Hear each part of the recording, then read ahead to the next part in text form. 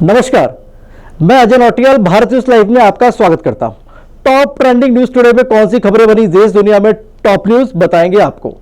UP में योगी कितने उपयोगी, अब ये सवाल विपक्ष नहीं भाजपा के ही मंत्री और विधायक अंदर खाने पूछ रहे हैं। इससे पहले कि ये सवाल बीजेपी के जी का जंजाल बने, इस विवाद को सुलझाने को अब आरएसएस और बीजेपी आलाकमान की एंट्री हो गई है।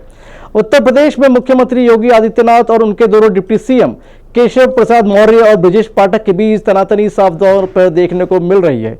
योगी के अलावा यूपी के दोनों डिप्टी सीएम के दिल्ली में आलाकमान के साथ होने वाली चर्चा में सबके मन में बस एक ही सवाल चल रहा है कि आखिर उत्तर प्रदेश में चल क्या रहा है।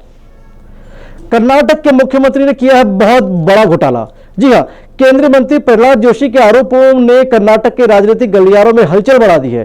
केंद्रीय मंत्री ने कहा कि कर्नाटक में जो कांग्रेस पार्टी की सरकार है, उस सरकार में बहुत बड़े बड़े घोटाले हुए हैं। मैसूर अर्बन डेवलपमेंट अथॉरिटी और वाल्मीकि घोटाले में सीधे तौर पर मुख्यमंत्री सिद्धारमैया शामिल है। जी हां, मुख्यमंत्री सिद्धारमैया सीधा शामिल है।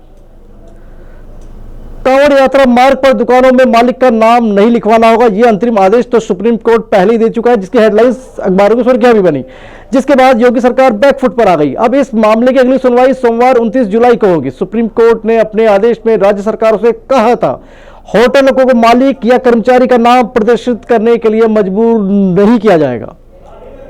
डेमोक्रेटिक पार्टी से राष्ट्रपति पद के प्रत्याशी अमेरिकी राष्ट्रपति जो बाइडेन के मैदान से हटने और कमला हैरिस को राष्ट्रपति पद के प्रत्याशी के रूप में समर्थन देने के बाद वहां चुनाव की तस्वीरें बिल्कुल बदल गई हैं।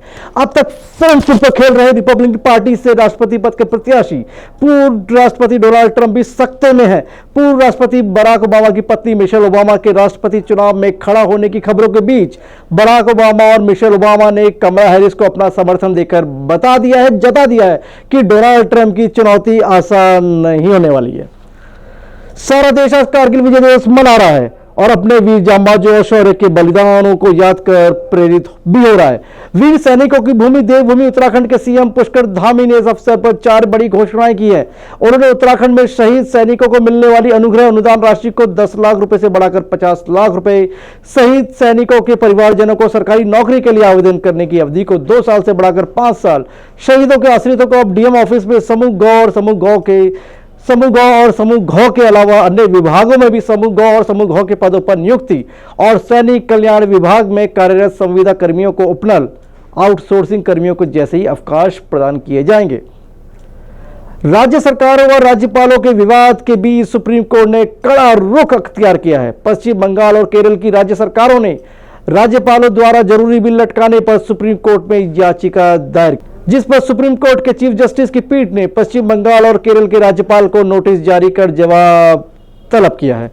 राज्य सरकार द्वारा विधेयकों को राष्ट्रपति के पास भेजकर सहमति देने में देरी करने की राज्यपालों की कार्रवाई को चुनौती दी गई है। राज्य सरकार ने कहा है कि राज्यपाल 1 साल से अधिक समय से बिना कोई कारण बताए 8 विधेयकों को अपने पास दबाए बैठे हैं। भारत न्यूज लाइव के लिए अजय नौटियाल की रिपोर्ट। भारत न्यूज लाइव से जुड़ने के लिए इसे लाइक, सब्सक्राइब और बेल आइकन दबाएं।